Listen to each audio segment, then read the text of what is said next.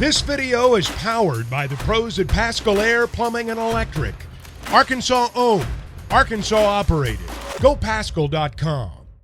Are working on getting Brett Dolan here. He's in Dallas. Has he seen the movie Up in the Air with George Clooney? I don't know. Because he's getting his airline miles. That's what it's. How many miles did you need to get to that? Right. What was it, a million? I think Sam Elliott's the character that he gets to meet. Because of course, if you got to meet one person, you'd want that mustache to come around the corner. That's what I'd want. I don't need any discounts or any credits from the airline. I just need the mustache. And then you get your name on the side of a plane.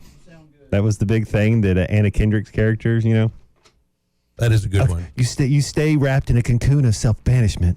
Oh, look, big words. You never know the lines that Matt Jones knows. That's a great movie. I finished The Hateful Eight yesterday. There was a line about hanging bad people. You don't got to hang bad people got to hang. I asked him, what was this line? Because I didn't remember it. He didn't remember it. It's like, that was your moment. That was my moment in time. What are you here for at that point? Well, Brett Dolan is here now. We've got him on the phone. East-West Shrine game tonight. Brett, are you there to watch or are you there to call? Neither. I'm there to contribute and interview some guests, maybe some former Cowboys, some patients, and some players or coaches. So, we've had the Shriners college baseball event for 8 or 9 years. I've been a part of it in Houston, and now it's moving to Arlington, so that's not going to work out. So I enjoy those folks, and I'm going to help out tonight at the Shrine game.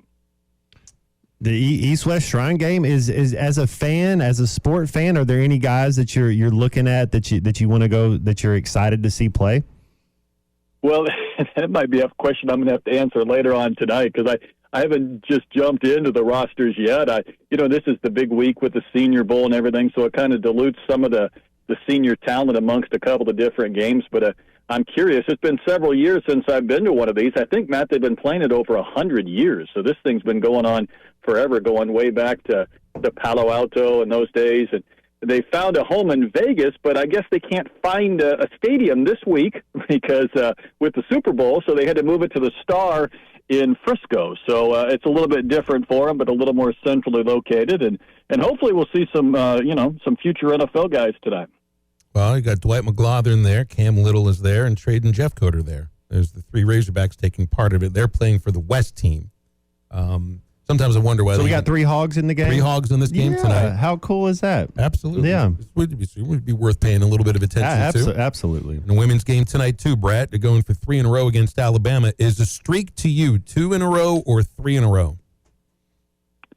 I would normally say 3. It feels like in the SEC this year with men's and women's, 2 in a row feels like a streak. But 3 would be a better streak. And whether the men can get 2 this weekend or the women can get 3 tonight, it's certainly a little better than what we were talking about just maybe 7 days ago. I think they might get Talia Scott back tonight, which this will be interesting because there's this whole idea of, she led the league in minutes and points scored before she went down with the sore back and has missed, I think it's been 6 games. But it's like you got to find a way to work her into the rotation and for her teammates who have kind of gelled a little bit without her to, find how she fits into the game plan now, which is weird to think about for somebody that was scoring like 24 points a game. 1,000%. I mean, it seems to be the storyline, and if this was the case, say, with the men's team, we'd be talking about it almost every day as far as someone who could be one of the leading scorers in the country, then doesn't play for a few games. The team looks a little better. Then when she's coming back, now they got to figure out how this all works. And, 2 pretty alpha personalities and tremendous players, and Michaela Daniels and Samara Spencer, and it felt like they were a little bit diminished, maybe from a scoring standpoint, when Scott was doing her thing early, and both have had to elevate their game. And Spencer has found some big-time performances. It's helped to get some wins and some other games in which they came close but didn't win. But now they've got to figure it out. And boy, I guess this is where the coaches kind of earn their money when they try and make everything gel. It's not a big rotation to begin with, but if they can figure it out, this is a tournament team. If they can't figure it out, then they may not be. So there's a lot at stake with this. Yeah, that's what I've kind of centered in on here. It's like when Talia went down and then Sailors got her injury, and really when Scott was unavailable. Now you're starting to think, my gosh, you don't know if Emory Ellis can play very much. You might have only 6 players that you feel you can count on. Now, Carly Keats You can counter, though. I don't think she plays today after taking the elbow to the nose. That looked like it was a pretty heavy blow to the nose. Carly Johnson stepping into a role that I don't expect anybody thought that she would be as important of a player as she is right now. So they're kind of in a position where, they can be a little cautious, I guess, with Sailor at times. Talia's coming back. You get Keats back eventually. They're deeper than I thought they were. I think they're deeper than they even thought they were.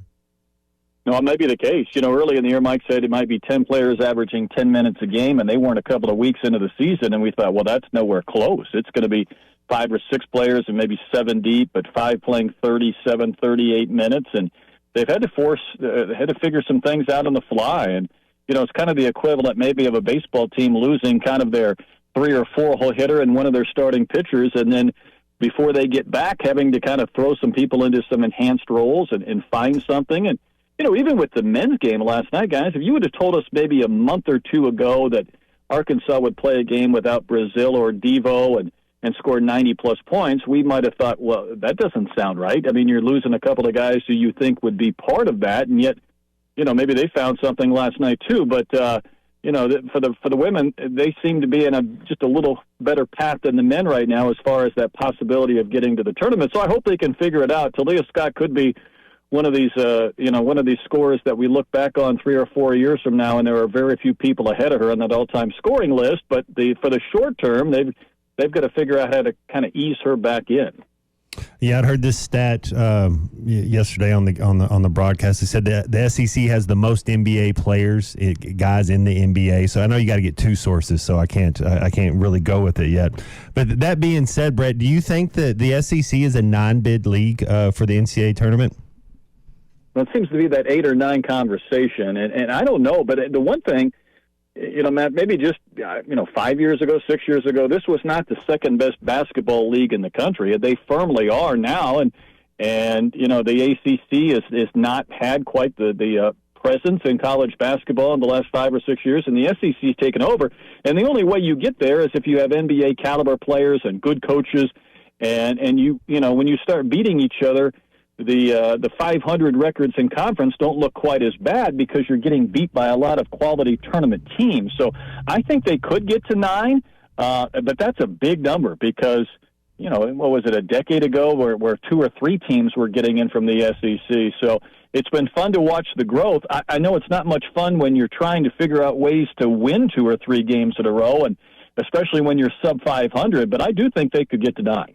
That's funny you say that because I 20 years ago, if it was UConn, if they went 500 in the Big East, they got into the tournament. Same with the ACC. Yeah, I think you're starting to see the SEC become that way. It's definitely the deepest. I heard Go ahead.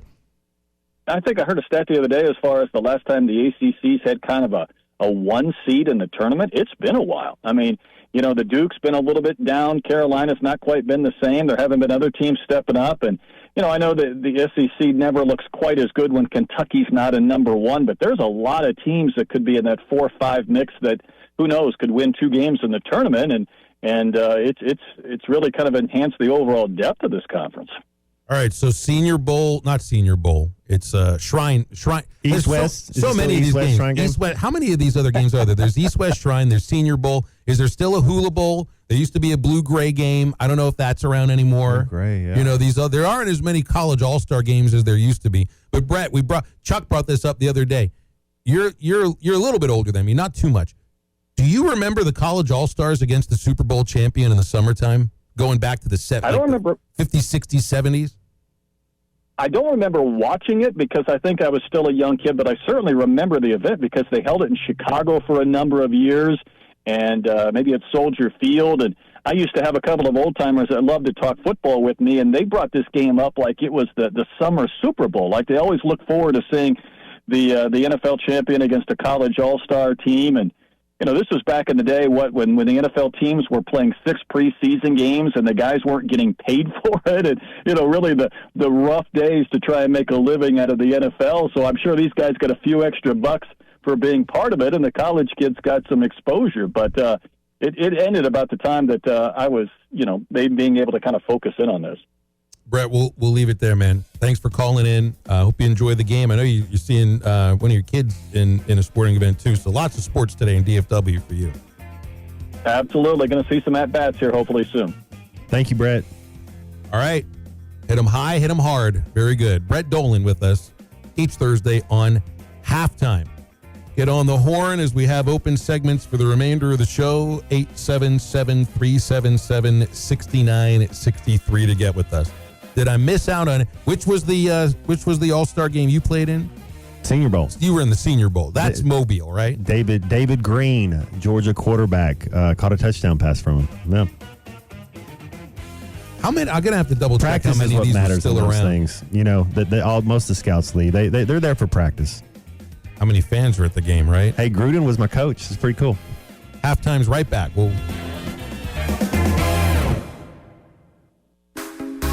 Join ESPN Arkansas on Halftime in supporting Arkansas Children's Northwest all month long. We will be raising money to help Arkansas Children's Northwest fulfill its promise of making children better today and healthier tomorrow. You can donate now through February 2nd online at hitthatline.com. Be sure to click on the Halftime fundraising link brought to you by Heart to Heart Pregnancy and Family Care Center, serving mothers and families with open hearts. 452-2260 or online at hearttoheartpfcc.org.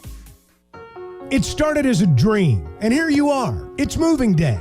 But wait, isn't moving supposed to be stressful? Oh, that's right. You bought your home using Weichert Realtors. Your Weichert agent guided you from start to finish to help make sure we found you your perfect place. Dream, move, home, Weichert. Call your local Weichert Realtors office today and make your move. And look for our bright yellow signs. At Weichert Realtors, we sell more because we do more. Each Weichert franchised office is independently owned and operated. You're listening to Halftime live from the Crabtree RV Center studios. Crabtree RV Center, where RVing is life. BetOnline is your #1 source for all your betting needs. Get the latest odds, lines, and matchup reports for baseball, boxing, golf, and more. BetOnline continues to be the fastest and easiest way to place your wagers, including live betting and your favorite casino and card games available to play right from your phone. Head to the website or use your mobile device to sign up today and get in on the action. Remember to use our promo code BELIEVE, that's BLEAV, for your 50% welcome bonus on your first deposit. Bet online, where the game starts.